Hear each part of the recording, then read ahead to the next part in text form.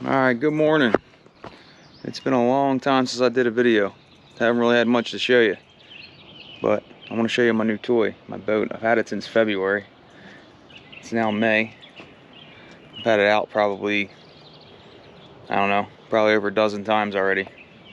But this is it. There's not very many videos on it. It is a SeaArk 1860 RXJT. So it's a jet tunnel.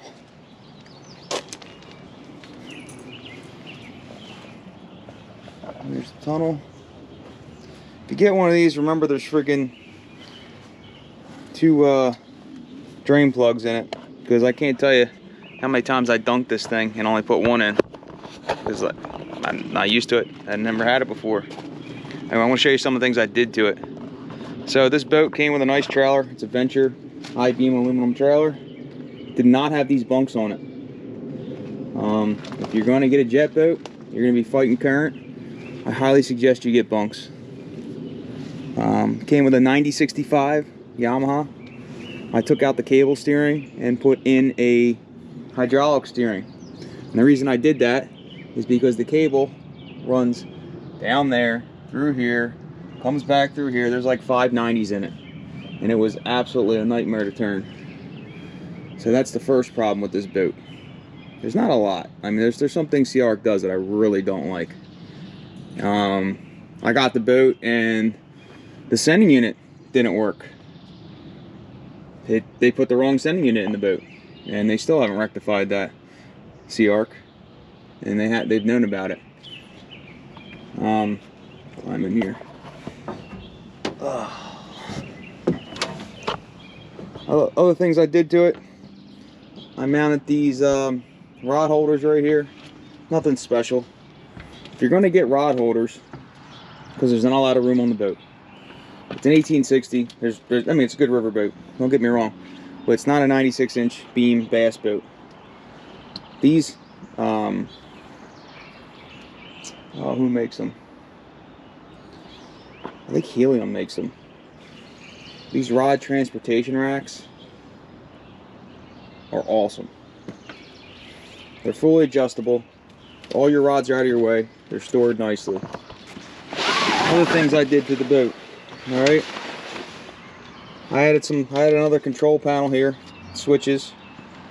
So I have a Southern Light LED up there. It's a Gen 3. Thing is like a comet coming at you. They didn't really give me a place to mount it, so I had to take a piece of I-beam or diamond plate aluminum, make a plate there. See, I ran that, and I ran it right off of the, I ran the navigation lights through it. I got it with the navigation lights. So I just took the navigation light wires out of that panel down there and I hooked it up. Powered this thing with a cable that runs through this little gunnel over here. Put the Minn Kota Ultrex on it. That has been pretty solid. Spot lock is awesome. Never had it before. See, this is one of the problems that I had with my boat. They sold me a damn boat, and it has a crack in the windshield, and the sending unit didn't work. They're the first two things I noticed that did not work on this boat. And I bought this thing brand new. It wasn't used. I'll put some cup holders on it because they don't have cup holders on it. There's just small little things. Overall, I'm very pleased with the boat. The boat does about 34 miles an hour, which, if you know anything about jets, with a 9065 on it, 1860, this thing boogies. I'm actually really impressed with how it runs. I put an Lowrance Elite FS9 on it. That's worked out pretty good. And I got the detachable spider lock rod mounts in the back, so they just mount right here. Alright. There's not a lot of information on this boat, so I figured I'd make something that gives you a little bit better of an overview of how this boat is. I will say that there's little things, and that might not have been the manufacturer, it might have been the boat dealership I dealt with Duckies.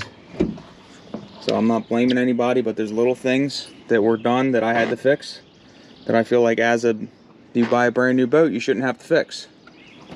I put the LED lights under the gunnel there. And they're so bright. I put this switch in here so I can vary how bright they are, because at night when you're catfishing or something, you can't even turn them on because you just lose all kind of night vision. Under here is the gas tank. Under here is a tiny little storage locker. I mean, like, it's not even, I wouldn't even consider it. You know, it's very small. This is the only storage you have on the boat, right there, for life jackets or anything like that. It's one thing I will say about this boat is it's very light on storage. In here is an anchor locker. All right, it's nice and padded. Overall, the boat is built like a tank. It is a very nice boat. I mean, it's not the most heavy duty thing out there. You know, it's not a rock proof or anything like that. But if you're going to get one of these, I don't know if it was mine or not, but the way that they run these cables for the, you know, the steering is absolutely insanity. So it ran from under here, down under, straight back to right here. Then it made a 90, made another 90, and made another 90, and then into the motor there. And it was the worst thing to turn. It's terrible. One thing nice about this is it has this J-track system on it. So my seats, I have 4 seats for it, they slide. This model did come with 2 fishing seats. I have 4 for it now. I think what else? There's a live well in here. I'm not really thrilled with having this in the way. I mean, there is a lot of room here, but you know, you always want more. And honestly, the 1872 with this setup would probably be a little bit better, because it is tight getting through here. I mean, it's not bad, especially if you're, you know, not a huge person. I'm 5'10", 185 pounds. I'm not like, you know, I don't really have a, I'm not really that wide, but I could see it being a problem. One other thing I did back here, I don't know if this would help anybody or not. As you can see, I mounted a push pole and a paddle right there with some Amazon stuff. Nothing spectacular, and some fatigue pads on the bottom here. I put in some battery tenders and I tied them right here so I could just plug them in when I get home. But one thing I did that I think is a good thing to do is I made this transducer mount. I know a lot of people make them, right? But like originally, like, first of all, I don't want to drill through this, and I thought this was, originally, this was way too low for me to mount a transducer, because I didn't want this thing, which is like 12 inches, to be smacking off of rocks, especially because you're running a jet. Sometimes you're running through 4 inches of water. And I didn't want to do that. So what I did was I made this slide system, okay? There's still no holes in the boat. But this, you just loosen this up, and that transducer will slide below the boat. When I want to go, I tied a piece of D-loop to this from my bow shop. I tighten it up and it stays there. I got that piece of aluminum for, I don't even know how much. I bought it off of Amazon. It's a 36-inch piece of aluminum. It's got that channel in there. And then I threaded this bolt through here. I mean, I threaded it right through this. I mean, there's no nut or anything. It's just, I thread it through here, and I cut this channel out with a grinder. And it seems to do the trick. Like I said, I don't know if this is going to help anybody, but I figure I put it out there.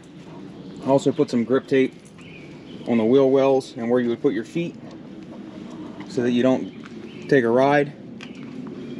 I'll put the spare tire on there.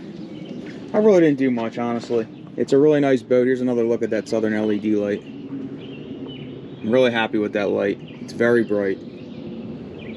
But there's not a lot of videos about this boat, and I figured I'd just make one to show it outside the water and my thoughts of it. I'm giving you an honest opinion. I'm not saying that because I bought it. There's some things I don't like about it, and I've already explained them. This whole back thing here, I get why they did it. It's the, you know, for buoyancy, and, you know, God forbid you take on water, you get a hole, the boat will still float.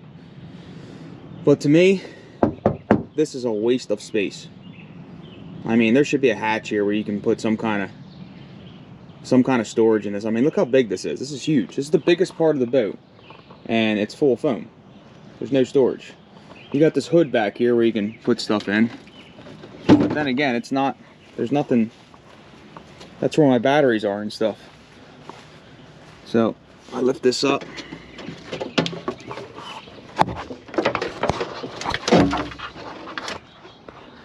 You see under there, I got my grease gun, got my 1 battery tender from my starting battery, and I got my trolling motor batteries over there. They're on a no-co system. I should have bought a 3-bank, but my old boat, it didn't really matter. So I already had this stuff. If I had to spend the money again, I would just get a 3-bank no-co and have all of them run off of that. These things did come with it, these guide poles. In my opinion, they do absolutely shit. They don't do anything. They're terrible. Besides scrape the side of your boat, that's all they do. They don't help it get on the trailer at all. When you're in a lake, you're fine. When you're fighting current in a river, and especially with a jet, it is very hard to get on a trailer without guides. But overall, I'm very happy with the boat, and I just wanted to make a video to show you guys how it would be and how it is. Things I do and don't like. I did a lot of wiring, as you can tell under there. I gotta clean that up. I get some wire loom in there and clean that up a little bit. But overall, it's a great boat. I got a pretty decent deal on it, especially for the times we're in now. So, hope this helps somebody. And it's looking at this boat compared to the other ones that are out there. I have a couple friends that have the low Pathfinder and the G3s and all that other stuff, and they're happy with those too.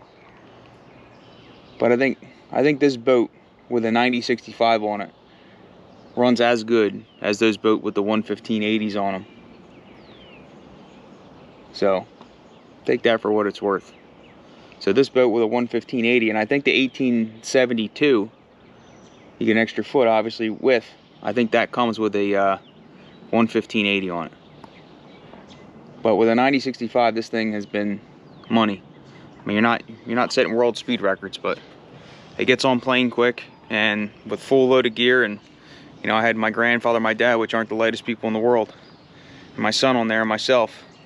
You know, we probably had close to 1,000 pounds on that boat.